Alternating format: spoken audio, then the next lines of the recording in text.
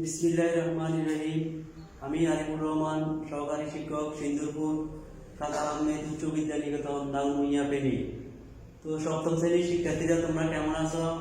আশা করি আল্লাহর রহমতে ভালো আছো। আমি তোমাদের বিজ্ঞান বিষয়ের একটি ক্লাস নিয়ে হাজির হয়েছি। এখানে দেখো, বোর্ডে আমি তিনটে চিত্র লিখেছি।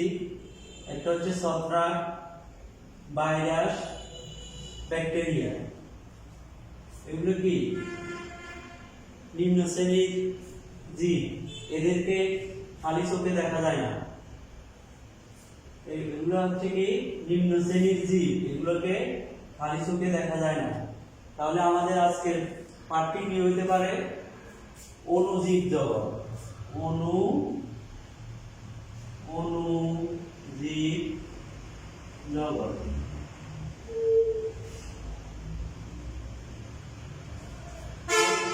এখন অণুজীবটা কি? অণুজীবটা হচ্ছে যে সকল জীব খালি চোখে দেখা যায় না, বা কিছু কিছু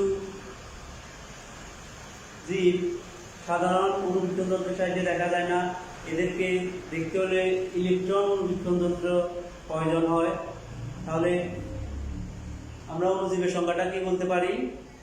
যে সকল জীব খালি চোখে দেখা যায় না, তাদেরকে অণুজীব বলে। অণুজীবের উদাহরণটা হবে কি? ভাইরাস, ব্যাকটেরিয়া, এককোষী শৈবাল, ছত্রাক, পতঙ্গা ইত্যাদি প্রাণী। আমি তোমাদের অণুজীবের সংজ্ঞাটা এখানে আবার আরেকবার দেখাচ্ছি।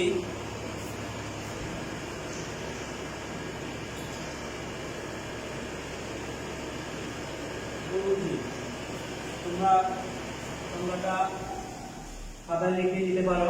যে সকল ক্ষুদ্র এককোষী জীব যাদের খালি চোখে দেখা যায় না, তাদেরকে অণুজীব বলে। এক্সাম্পল, উদাহরণ: সকল প্রকার ব্যাকটেরিয়া, পতঙ্গা, ভাইরাস, এককোষী শৈবাল, ছত্রাক ইত্যাদি। তাহলে আমরা সংজ্ঞাটা কি বলতে পারি? যে সকল ক্ষুদ্র এককোষী জীব যাদেরকে খালি চোখে দেখা যায় না, তাদেরকে অণুজীব বলে। বিজ্ঞানীরা অণুজীব জগৎকে কয়েকটি ভাগে ভাগ করেছেন। অণুজীব জগৎকে বিজ্ঞানীরা তিনটি ভাগে ভাগ করেছেন।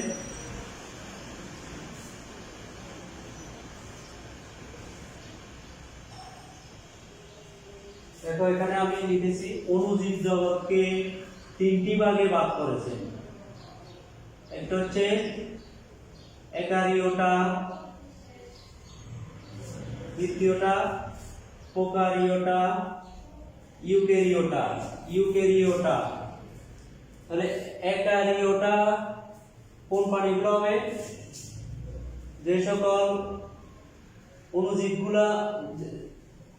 অণুজীবগুলা খালি চোখে দেখা যায় না, সাধারণ অণুবীক্ষণ যন্ত্রের সাহায্যে দেখা যায় না, এদেরকে দেখতে হলে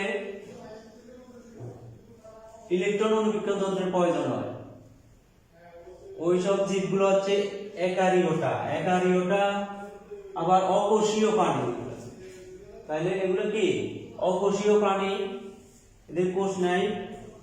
তাহলে একারিওটা বা অকোষীয় প্রাণীর উদাহরণ, জীবের উদাহরণটা হবে ভাইরাস। তারপর প্রোকারিওটা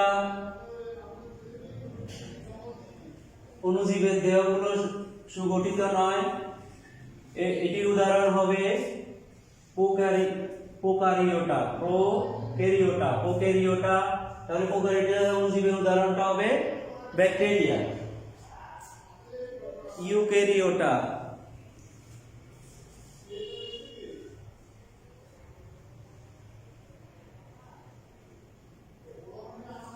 যে সকল অণুজীবের দেহ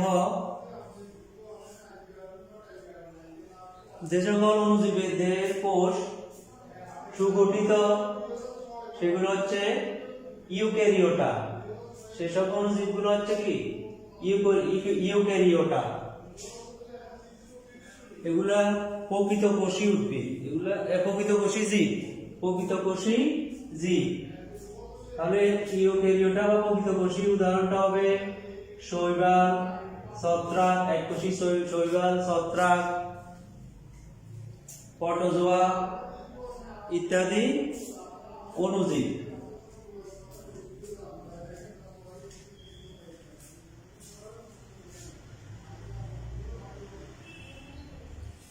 এরপরে আমি তোমাদের ভাইরাস এবং ব্যাকটেরিয়া সম্পর্কে একটু আলোচনা করি। ভাইরাসটা হচ্ছে কি ইলেকট্রন অণুবীক্ষণ যন্ত্র ছাড়া যে সকল জীবকে, সরলতম জীবকে দেখা যায় না সেগুলো হচ্ছে ভাইরাস। ভাইরাসের দেহে কোষ প্রাচীর, প্লাজমা লেমা, সুসংগঠিত নিউক্লিয়াস, সাইটোপ্লাজম ইত্যাদি কিছু নেই, তাই ভাইরাস দেহকে অকোষীয় প্রাণী বলা হয়। এগুলোর দেহে শুধুমাত্র কি আমিষ আবরণ, নিউক্লিক অ্যাসিড, ডিএনএ বা আরএনএ নিয়ে গঠিত। ভাইরাসের গঠন সম্পর্কে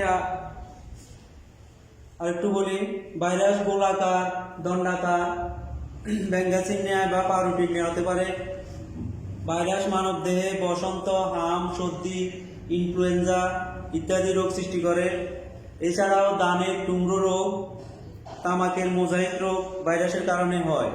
তবে বসন্ত, হাম, সর্দি ইত্যাদি ভাইরাসজনিত বা বায়ুবাহিত রোগ।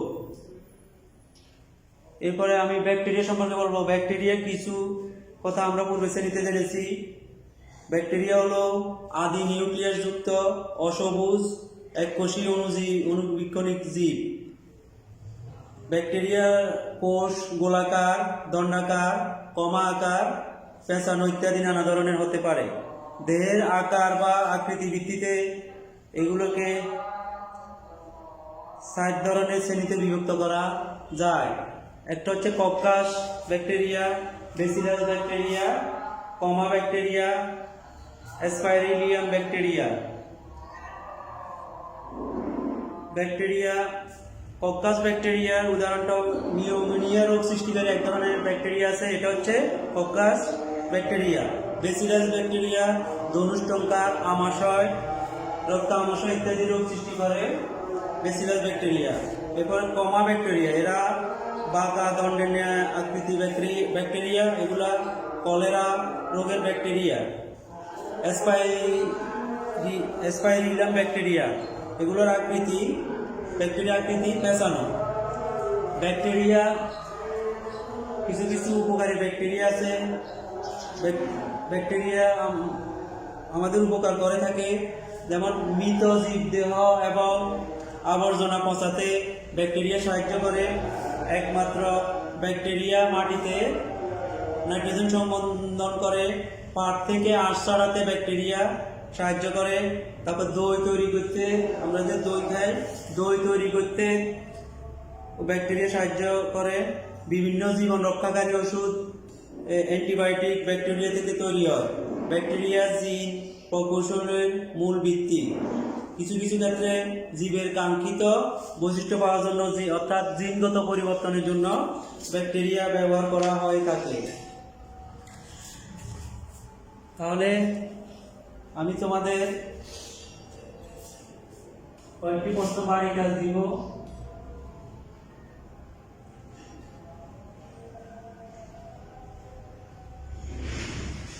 অণুজীব কি?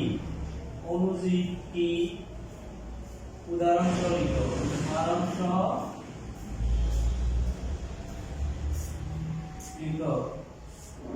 দুই, বিজ্ঞানীরা অণুজীবকে কয় ভাগে বিভক্ত করেছেন এবং কি কি? বিজ্ঞানীরা অণুজীবকে কয় ভাগে ভাগ করেছেন এবং কি কি? অণুজীবকে কয় ভাগে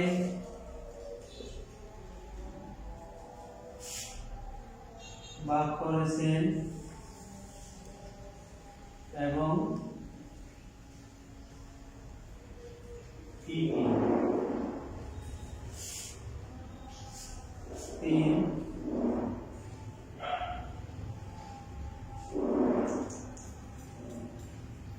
ভাইরাস ও ব্যাকটেরিয়া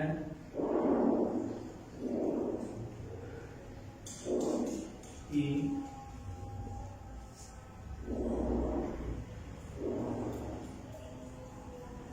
ভাইরাস কি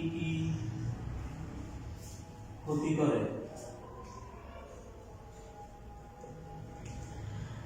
5 ব্যাকটেরিয়া উপকারিতা বর্ণনা করো। ব্যাকটেরিয়ার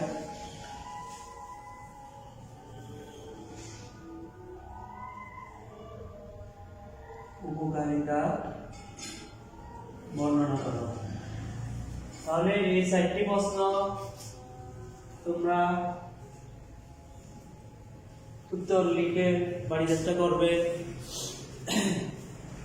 পরিশেষে সকলের মঙ্গল, সুস্বাস্থ্য এবং দীর্ঘায়ু কামনা করে আমার ক্লাস এখানে শেষ করছি। আল্লাহ হাফেজ।